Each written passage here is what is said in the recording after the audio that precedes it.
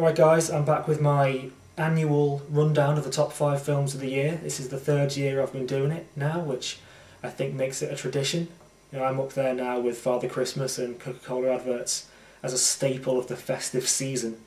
If you want to see my 2009 reviews or my 2010 reviews, I've put the links up on the screen and but enough of that, let's get on with this year's reviews. There you are! Mother's been taken. We had to go help her. Aren't you scared? Seemed like this film had a different title in every single domain it was released in, so I think in the UK it might have just been called Arrietty or The Adventures of Arrietty or something. In the States it was called The Secret World of Arrietty. I'm just going to call it by its real name, which is Karigorashi no Arrietty, because I'm pretentious. If you're under the age of 8 and you can't read, then you can go ahead and watch this with, like, I don't know, who, Anna Paquin or whatever. I don't know who does the voices. In fact, actually, for this time, it was released in the UK and in America with different voice casts, which is quite good, because previously in the UK we've had to put up with the American voice cast and it's been like James Van Der Beek and Mark Hamill or something. Not what you want. What it's about is some little people who live in a house, a human's house, and they hide in there, and they hide in the floorboards and in the walls, and at night time they come out and they steal things that the humans have left out, so sugar lumps or paper clips or little bits of string. The really great thing about this film, apart from the subject matter which is brilliant, is the fact that it's so immersive, and when all these 3D films are coming out and promising that they're going to be really immersive, and all they really are is just things pointing out of the screen at you. My mother, father, and I are all borrowers. Promise you won't let our daughter get eaten or squashed like a bug. Ha! For the first half of the film, when you're just taking the borrower's point of view, it really does feel like the house, the human-sized house, is enormous. It really makes you feel like you're really in the story. So, I mean, there's too many reasons to list why this film's great, but that was one of them. Jack and his gang a rough lot. I do not regret shooting your father. I'd forgotten about this film because this did come out early in the year, and I think in the States it might have come out last year. It came out in the UK this year. It was great. The Coen brothers, you can't beat them. Well, you know, every now and again they'll make a film that's garbage. They make so many films that every now and again one will come along that's brilliant. Matt Damon, I'll watch him in anything that he's in, and in this he is brilliant. Just that sort of like puffed up Texas Ranger. He's hilarious, but he's never over the top. The thing this film has in common with No Country for Old Men is that when it gets tense, it gets really, really tense. This film, it is brilliant. It's great. Once upon a time, there was a little princess, the most beautiful little princess in all the land. Kinky sex, religion, a beauty queen, Mormon missionaries, kidnap at gunpoint. There was something in that story for everyone. It was a perfect tabloid story. Tabloid is a documentary film by Errol Morris. He's done some great stuff before, like The Fog of War and The Thin Blue Line. And this film, like those, has its theme as the uncovering of truth, and can we get at what truth is. It's really hard to explain what Tabloid is about. It's kind of about, what the hell is it about?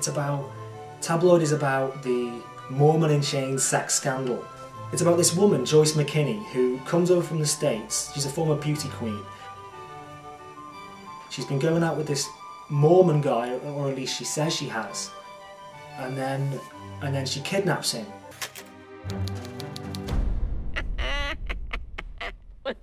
She comes over here to the UK, and then she chains him up in a cottage that she's rented. Then, does she get arrested? He later says that she kidnapped him. She doesn't say that she kidnapped him. Anyway, she's hounded by the press. There are 2 tabloid newspapers, The Express, I think, and The Mirror in the UK, and one of them's on her side and saying she's a nun, but then some people don't say that she's chained him up. The other one is on his side, or the Mormon Church's side, and they've got photos of her naked, and she says that they're doctored, and it's just a total mess. But it's so bizarre. The thing is, like, you know when they say it's so crazy you couldn't make it up, it's that. So this is a really funny film. You should definitely see it. So you just moved to LA? No, I've been here for a while. What do you do? I drive for movies. Yeah, number 2 on the list is Drive by Nicholas Winding Refn, and who guided Bronson a few years back, which was pretty good, but this one is on a total different level. I think some people have been talking about how stylish it is, how it looks so stylish, and you know, is it all surface and no substance?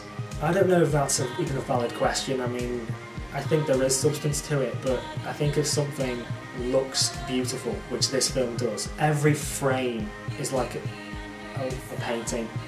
They thought about how it looks and how it sounds in every frame. Even if it was just that, they should be applauded for just that, because making something that's so beautiful is not easy.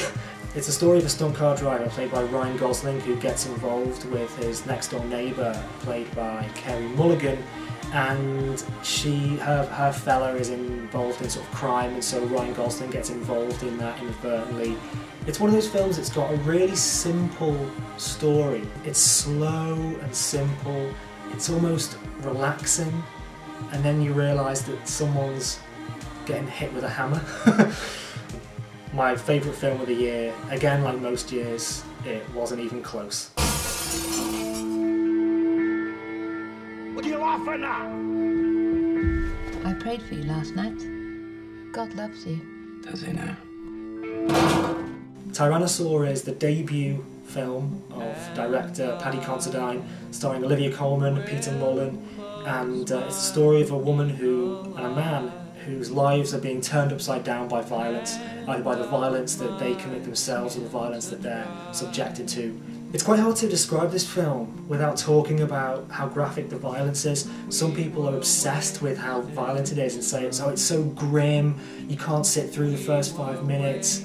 I don't think so, because I think the films that I really don't like that have violence in are the ones where the violence is gratuitous. In this film, everything is justified. It's about creating the characters or reflecting the situations in which the characters live. The characters are just so well written, they're so real. Paddy Considine spent years developing this film. He made short films first, and then he's worked on the script for ages, and you can tell because he's crafted these characters from the ground up into real people, and the actors have just taken over where his pen left off and they're just given such great performances. And it's a film that won't be recognised as much as it should be because it's so small, but for me it's the best film of the year, easily. It's a phenomenal piece of work, and you should do yourself a favour and see it ASAP.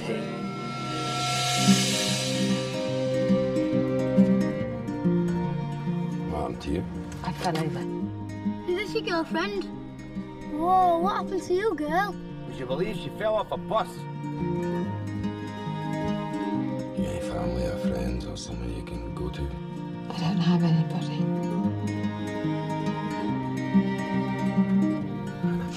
It's okay.